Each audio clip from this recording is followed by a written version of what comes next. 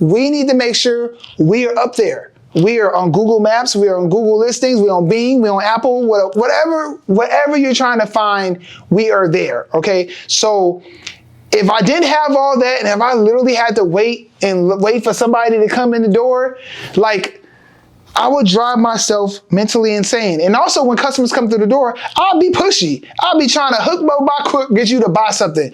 And a lot of customers do appreciate the fact that we're not pushy here.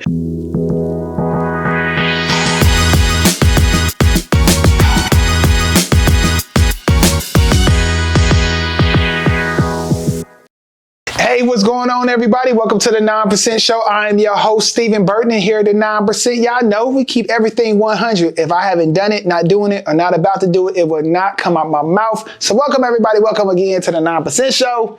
And like we always do, we take a toast to the 9%ers and those that would like to get into the 9% club one day.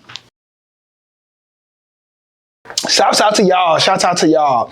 So we are continuing our series on how to build and open a retail clothing store.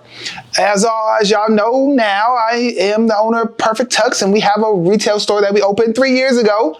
And so I know a thing or two about this process, and that's what I'm sharing with you. And so this particular episode is going to be about things to consider before opening a retail store. So the last episode, you probably want to start back and go to that when I gave a kind of overall, what was my mind going into building the Perfect Tux store? Why did we do it?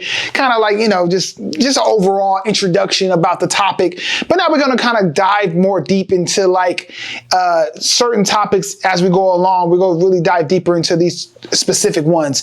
But, this thing is about things to consider, before opening a retail store. So you kind of already got your mindset. I'm going to talk about clothing stores specifically. But again, this could kind of go to any retail, any brick and mortar store. It's just a different thought process, different vibe you need to have when thinking about taking that leap of faith for actual physical space, okay? So let's dive into this thing, okay? So the number one thing you must consider, you must think about before you open a retail store is the higher cost, okay? And the cost is higher than you think it's going to be, okay? Trust me, if you think it's going to be $1,000, it's going to be $5,000. Whatever you think it's going to be more. Let me tell you, okay? Obviously, the biggest thing that you obviously know is the rent, okay? And the rent is due on the first, and it's always going to be due on the first. So, hopefully you can stretch it, but the rent is due, okay? The rent is due. No matter if you made $1, if you didn't make $1, these places won't they rent, okay? They ain't trying to hear none of your sob stories, none of what's going on. They need the rent. They need to pay their mortgage off, whatever. Like, the rent is due. So I would really make sure you are comfortable with the rent that you will need to pay. Hopefully have some money lined up, have money saved up, a runway to go. You really, especially if you have to do a build out, you really need to have that flexibility of money in the bank, ready to go, that could help you stretch it along. I remember talking to the interview with Shanita for Sip and Sonder. We talked about her process of building out the Sip and Sonder store and the delays and everything that she went through for that. Like crazy. Check that interview out. We'll put a link up there for that. But like her journey was just crazy with that. But it's like, oh my gosh, it's the most expensive process you can go through in a business, and starting a business is really crazy. But obviously the rent. Other things people don't think about, utilities. I spoke on this last episode, but the electricity, the gas, electricity itself. Like, oh my goodness! Like, I have a space that was two units kind of put to one, to one. So we have two air conditioning systems, okay, and both of them we got two electric bills, for this suite and for that suite, and it is no joke, especially during the summertime. Oh my goodness, it is super expensive to operate this darn business, for real. You got utilities, you got insurance, like, oh my goodness, workers' comp. There was more insurance. I can't even think of the name. Just your business insurance in general. But once we moved to a retail store, than just being e-commerce, there was so much more. Your fixtures now cost. Your inventory is more. There is so much more, and it needs to be insured, and it costs to be insured. The build out. Do you want Do you want new floors? Do you want new lighting? Do you want new fixtures? All of that stuff is expensive. The signage outside. When you driving down the street, you see all those shopping malls and this, that, and the third. You see all those nice little signs. Those cost, okay? It is not cheap either. Like every aspect of the build out, the build out is just super expensive. Obviously you got a range of, do you want to go a little bit? Do you want to go to the moon? Wherever your budget takes you, but just know that is a cost, okay, a high cost. Ongoing cost, a POS system. Okay, I got to pay for that monthly, yearly. Software, other type of software. Just all type of stuff that is that's ongoing cost for whatever your business type is. Just be prepared for all of that stuff that comes with it. And just know that it's probably going to be more than you even thinking about, because there's so much stuff and so many people that will be in your pockets just because you open up a store. Let alone all the people that's going to come through your door and say, hey, can you please donate to this, donate to that? Oh, we got a fundraiser. Oh, we're the local school, we're the cheerleaders. We want to put a banner up at the football field. Everybody will come for your pockets. Trust me. Okay. The number 2 thing we're going to talk about is that, and this is very important, okay, please recognize this, your store must be an extension of your online presence. Do not build a brick and mortar with the thought that it's just going to be that only.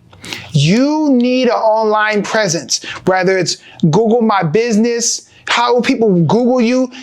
No one is just, people is going to Google your name. They're going to get your hours there. Make sure you have a Google listing business. Make sure you have a website.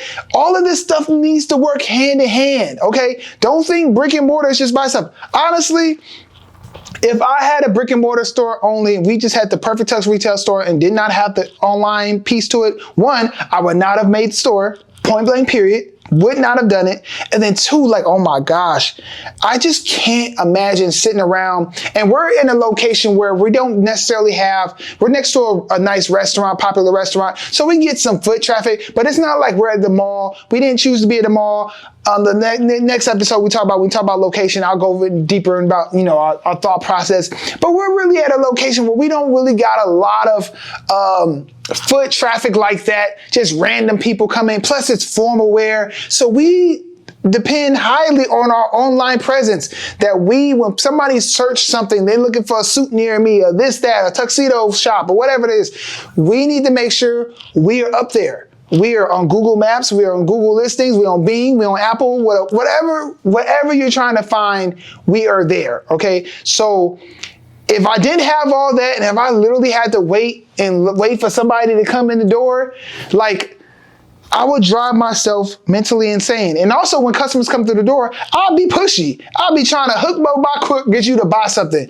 And a lot of customers do appreciate the fact that we're not pushy here. We're like, oh, go check them out, go whatever. Because we're so confident in our product. But also I am not, the online presence gives me I'm at ease a little bit. I'm not so oh my gosh, I gotta have this sell. Because maybe while I'm talking to you, you consider go somewhere else. We just got, 3 online orders, while you're talking. Or it's just I just know someone else will come through the door eventually, or whatever the case may be. But please make sure you have the online presence prepared, or that you are doing the research that it takes to understand how to support your clothing store, your retail store, your brick and mortar. Understand that you need to support it with the online presence. And if you are not savvy in that space, find someone that is. Because it is nothing that you can skip out on. This whole world nowadays is built on Google, on search results, people just typing, people looking on YouTube, people looking on social media. You cannot take that for granted. Don't think I don't care what you are. Even if I made a cleaners, okay? I'm going to be the most dominant SEO local cleaners out of anybody, okay? Anytime you type cleaners, I'm going to be the first one you see. That needs to be your mentality going into a retail store. Trust me, okay? That's what you need to have. Another thing to consider, which I had no clue of, but thank God I thought about it. Finally, we got some advice to help lead us to this. But first generation versus second generation space. I'm going to break down what that is, but a first generation is pretty much empty space. You're the first occupant of it. A second generation, it was previous occupied. Let's say you're getting a restaurant. Maybe you get a space that already has a kitchen built in. Already has, just already has a bathroom, already has whatever. If you're buying a clothing spot, maybe it was a clothing. If we ever leave here, okay, if we don't take all our fixtures with us, it's already built in. It has fitting rooms already, it has this already. That's stuff you could take advantage of, and that's going to lower your build out costs. You can save thousands by that. We were looking at some spaces when we first started off. They were like first generations, pretty much just like open shell. We're the first ones in there. Sky's the limit, what you're gonna do. Even though you can get some more, some flexibility. They call it, TNA, like pretty much like money that goes towards your allowance, your build out allowance. So, the landlord or the owners of the property, they'll give you a little more money to help you build out, because you're also building out their space. They know, you're building out for the next person and for them to have it. But it's very expensive. All I can say is like, there's little things you don't even think about. When you have a first generation space, this blew my mind. They're like, the air conditioner? They're like, yeah, we'll lead the air conditioner to your unit, but you have to distribute it. Pretty much all the pipes that go, you have to pay for all that. They're like, oh yeah, we'll just run it here. Congratulations, we'll do that for you. But you have to pay for all this. And it makes sense, because if you're building a restaurant, you're building some space, maybe you need more air circulation in this area because you have your plans for it to be over here or be over there or whatever you have. But versus, it's already done. It's already done. And I just need to change some cosmetic stuff. It makes a difference. So if you're thinking about that, when you're looking for spaces, kind of thinking about that, oh my gosh, look for a second generation space. Less money anything, then, do what you want to do. But it will save you thousands by finding a preoccupied space for your use type, okay? Don't try to open a clothing store from a place that was a restaurant. Don't try to open a restaurant from a place that was a clothing store, okay? Your build-out costs will be crazy. The next thing we want to think about is you really want to make sure you have processes in place to support your business. Okay, that was a big thing for us especially coming from an online business, purely online, purely e-commerce. We needed to make new processes for everything. I'm talking the first steps of everything. I had never dealt with a live customer in formal wear. I just knew how to get it in your shopping cart and get you to check out. Okay. But what was our process going to be? What's our manual? What do we want the voice of Perfect Tux to be? How do I train my employees? This is the first time that somebody else is controlling the experience that a customer might have with Perfect Tux. My customer service is great. But what if my employee doesn't know better? He just says, blah, blah, blah, and they had a horrible experience. We need to put people in a space to be successful in what they do. We need to create processes. We need to say, okay, this is how we handle this. This is what we offer customers. This is how we deal with our vendors. Oh, this one takes 2-3 days to get in, blah, blah, blah. All type of stuff. How does that all come together? What do you want the process of your business to be? Start thinking about that before you open, okay? If you're in a business where you need to hire employees, do you have processes in place for these employees to follow, for them to learn from? All type of stuff you need to be thinking about before you open your retail clothing store or any type of retail business in general, okay? The next thing we'll talk about is seasonality, cash flow.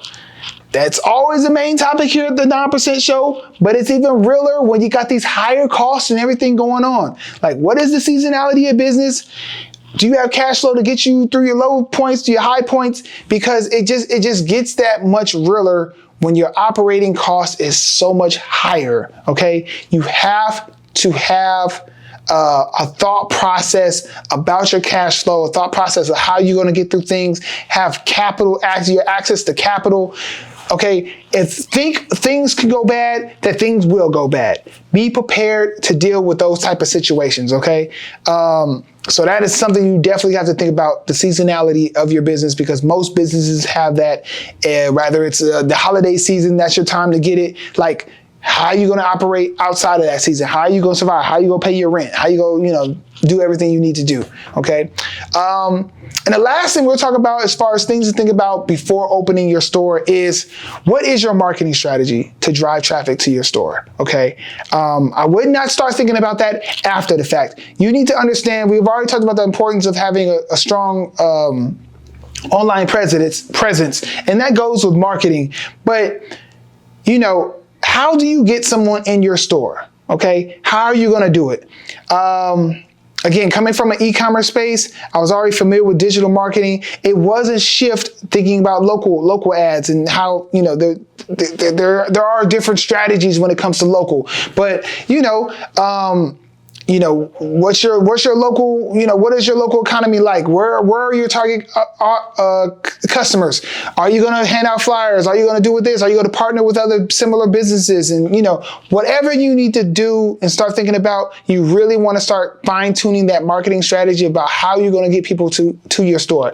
You can have a beauty supply. You can have anything. I mean, at one point I was going to open a beauty supply. I had a business plan for it and everything, but I was even thinking about, okay, how do we drive traffic? Oh, we're next to this college, college students, they're coming from out of town. They don't necessarily have a place to buy stuff. So we're going to always market towards them. Whatever it is, you need to start thinking about that for your retail clothing store. Okay.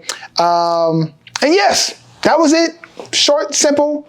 For this particular one. The next one, I believe the next one we'll talk about is location, okay? Finding the right location for your retail store. It is more complicated than you think, and there's a lot of things you should be looking out for, like what I talked about on this episode, first generation, second generation, stuff like that, okay? So that's what we will talk about next. But hope y'all appreciate this episode. If you did, please subscribe to our channel. This is the 9% Show. We give so much valuable information to entrepreneurs out there for y'all to be the best that you can be, okay? And one day join the 9% Club like yours truly, okay? Until next time, I will catch you on the 9% Show. Peace.